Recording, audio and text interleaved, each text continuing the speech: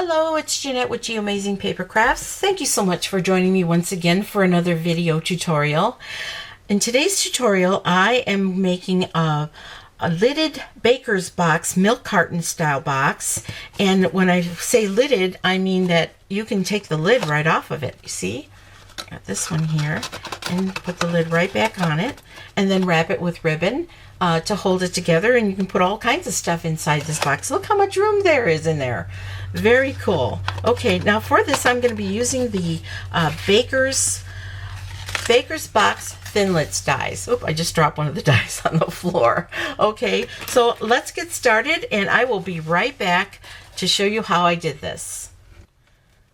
So I'm going to start out with the lid to this box, and we are going to be using 2 pieces of DSP that measure 6 inches by 3 inches. And what I did is I just took one of the sheets from our Playful Palette Designer Series paper stack, and I just cut it in half. And you could fold it in half if you want to, but I chose to just cut it in half.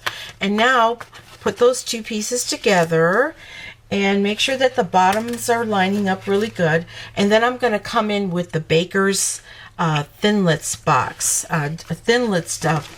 It's called the Baker's Box Thinlits dies. I'll get it right. Okay. And the reason why you want to make sure that the bottoms are lined up is because you want all of the edges on the bottom to match up. Okay. So, excuse me. I'll take one of these and go ahead and line this up to the top. You're going to line this part up to the very top, okay, and make sure that it's straight along that edge, and go ahead and tape it. And then take your next piece and make sure that that is lined up to the bottom part here, and you can run both of these at the same time through the Big Shot, and that's what I'm going to do, and I will be right back. Okay, I am back. And let's remove this scrap paper right here. And you've got one, and then you've got your next one here. Taking that off carefully. Okay.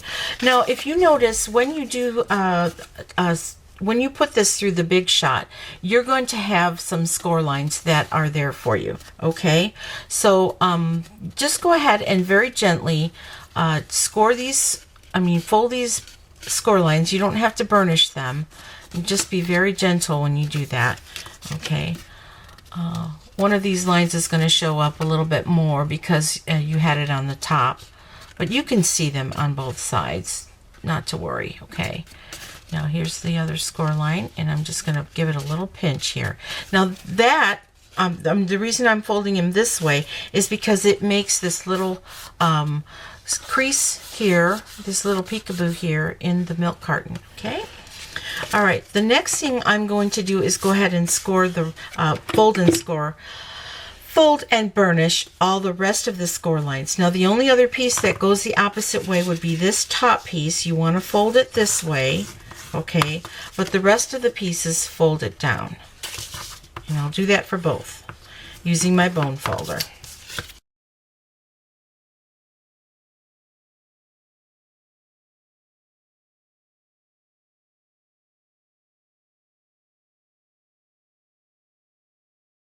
Okay, now that I have all of my my score lines folded and burnished, I'm going to be putting this together.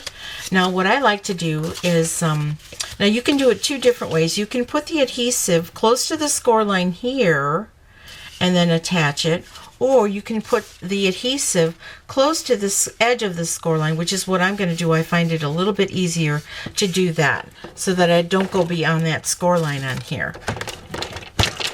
Okay, I'm bringing in my silicone craft sheet for this, and I'm going to be using some tear and tape adhesive, and I'm just going to lay this down right at the edge of this paper on the back side.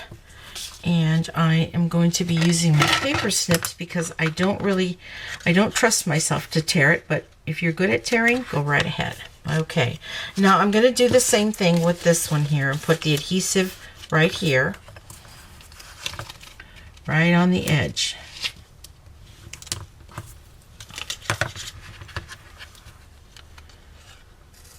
Okay, and I'm going to take my paper piercing tool and gently lift this up. Lift the top paper off. And now we're going to be putting this together, okay, like this. Matching up the score line. You can see the score line. It's right here and right here. I'm trying to match it up as perfectly as I can, making sure that that bottom edge is perfectly even, okay? That's what you want to make sure of, that that bottom edge is even right here. Okay, and now I'm going to take the paper off this side here. Okay, and then we are going to do the same and make sure that the bottom edge matches up. Okay, and I'm going to open this up to burn it, to kind of press it down, because there is a little bit of adhesive that's exposed when you do it that way, but that's okay. It'll be all right. Now I'm going to go ahead and put a piece of tear and tape right here on this top flap. Okay, and we'll just cut it off. Okay, and now let me get these little points off of here of the adhesive before I remove the backing, or I could have just removed the backing and tucked those in. That's it, either way is okay. All right, now I just have a little bit of adhesive on my scissors now, my little paper snips. Okay, now you're going to fold this in and make sure that these two tops match perfectly. Let me get this out of here so you can see better. Okay, these have to line up perfectly here, and they should. There we go. Okay, so now you have your lid all made here, and then you want to put a little hole here. Now you can use a 1/4 inch, or you can use an 1/8 of an inch, which is the one I have is an 1/8 of an inch. I think Stampin' Up sells the 1/8 of an inch hole punch, but I have a collection of hole punches that will do just fine here. So I'm trying to get it centered right here. Yeah, it's close enough to center. Okay, now I'm done with this, and I'm going to be working on the bottom part of our box. Okay, and for that I'm going to need some very vanilla cardstock, and I'll be right back. So here's my piece of very vanilla cardstock, and this measures 10 1/4 by 4 1/2. Now if you want your box to be taller, you can increase the length of this part here, okay?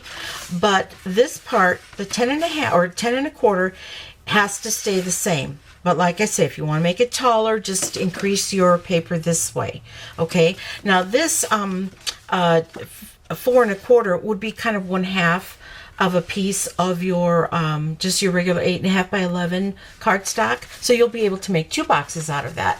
Just cut it down to 10 1/4 and then cut it in half.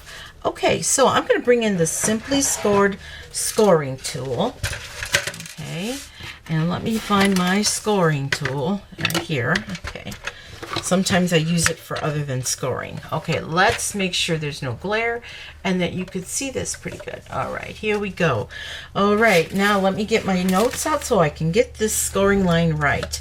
On the long side, on the 10 1/4 side, you're going to be scoring this at 2 5/8. That's the first one, 2 5/8, okay? And then you'll score the next one at 4 7/8. So that's 4 7/8 there.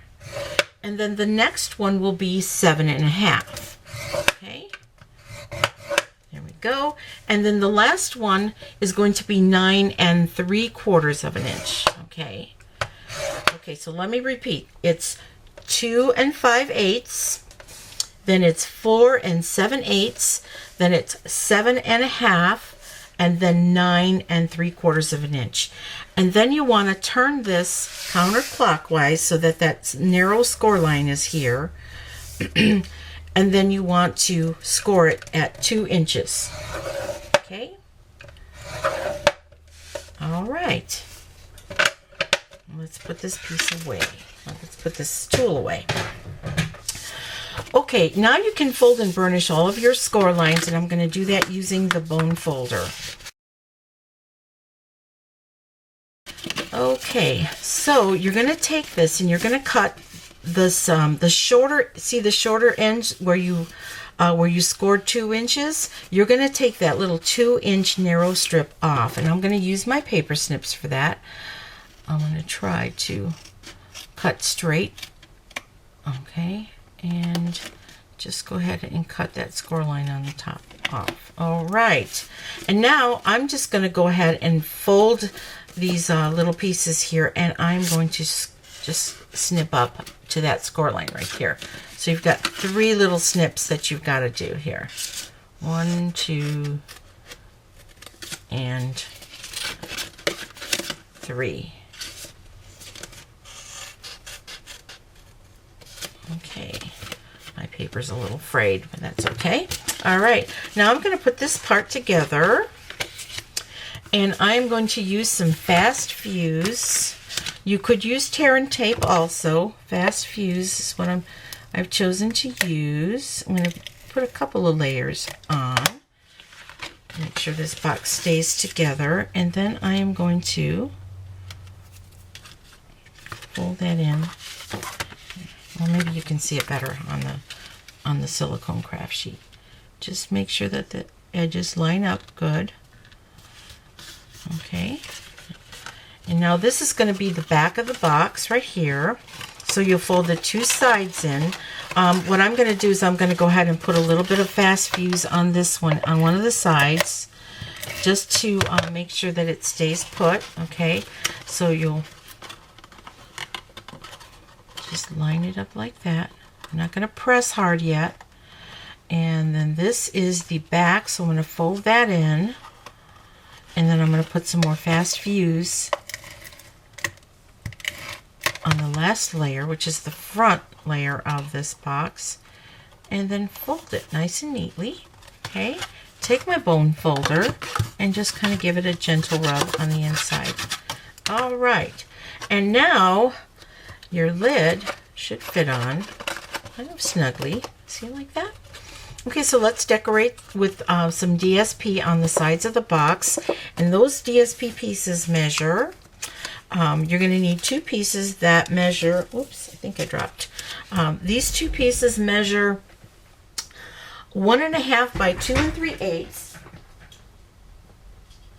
And I have 2 pieces that measure 1.5 by 2 inches. Okay, so the longer pieces will go on the front and the shorter pieces will go on the side, like that. Okay.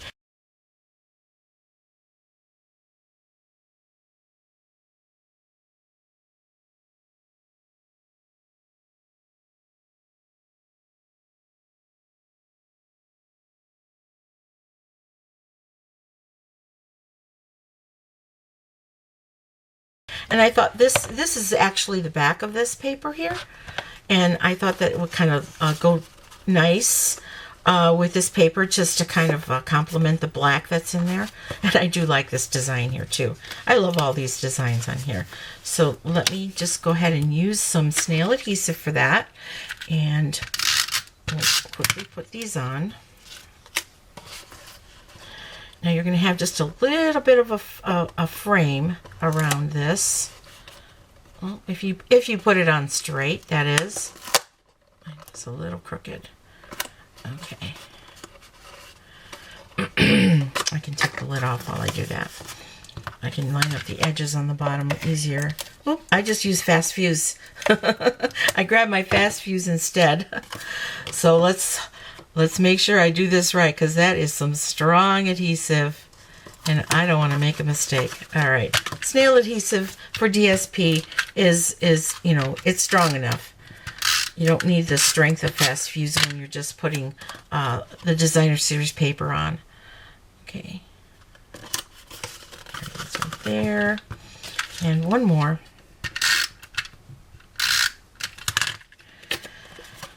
And we'll put this right here. Okay. Oh, crooked. I slipped after that. You have a little bit of working time. Sometimes you can pull it up gently, and before you press it down. Okay, now you can put your lid on here.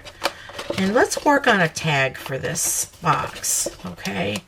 I think what I will do is take some very vanilla cardstock, and I'm going to use a stamp from an older stamp set. Stampin' Up! Still sells this one. I'm so happy that they do. And this one is called Homemade for You. And I'm going to just stamp this For You with Love on here.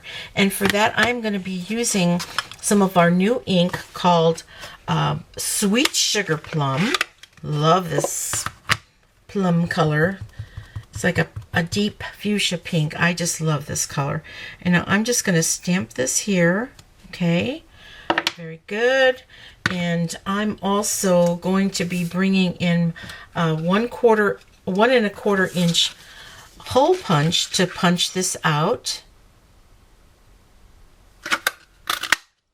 Okay. And also from the Baker's box Thinlits dies, you're going to have other little dies in here.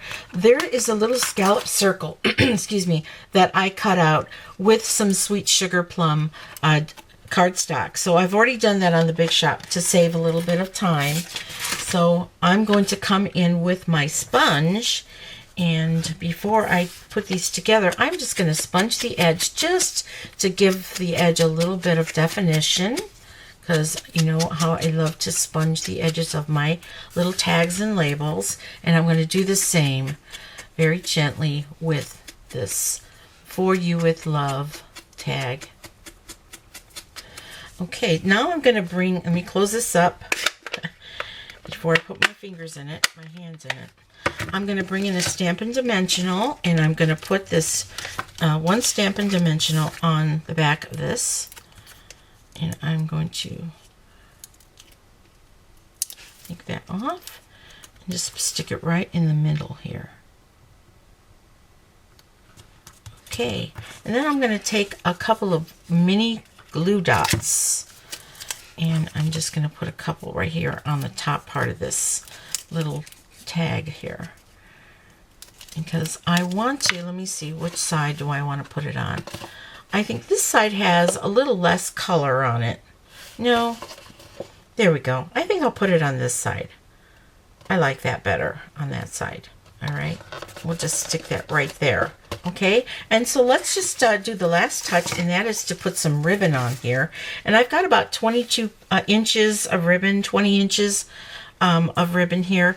And I've kind of cut the slant so that I could put one way here, okay, and pull it like maybe 3 or 4 inches up, maybe 5 inches up, and then you'll pull this through around, making sure you don't twist the ribbon, and feed it through if you can. Like I say, if you want to make your hole bigger, that might help you. I just decided to keep my hole at 1/4 inch, all right, and I want to pull and make sure that these two, this one needs pulling a little more. These two are pretty even, okay, without twisting my ribbon. Here I'm twisting my ribbon just a little bit. Okay, that's better. Okay, so now I've got these two that are not perfectly even, but I'm okay with that. And so what I'm going to do is I'm going to work through I'm going to work on the back side of the box, and I'm going to put the right ribbon over the left one and under to make my first knot. And then I am going to put a bow on it. Yep, I'm doing another bow. Bear with me. Okay, and when I do it this way, the bow kind of just lays a little better in the front, you know, depending on how I pull. All right, here's the front of the box. Let's straighten out our bow. Okay, there we go. And we're going to take our craft scissors and just kind of give the frayed ends of the bow a little bit of a snip.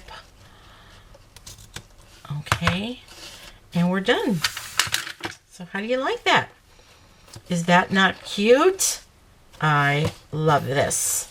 Love, love, love. The new colors, the DSP, the inks are just wonderful. So I hope that you'll make this box. I hope you enjoy making it like as much as I did. And if you need any of the tools or any of the supplies that I used in this video, please go to my website, www.geomazingpapercrafts.stampinup.net, and I would love to be your Stampin' Up! Demonstrator if you don't already have one. So once again, I'm Jeanette with Geomazing Paper Crafts, and you make it a great day. Bye-bye.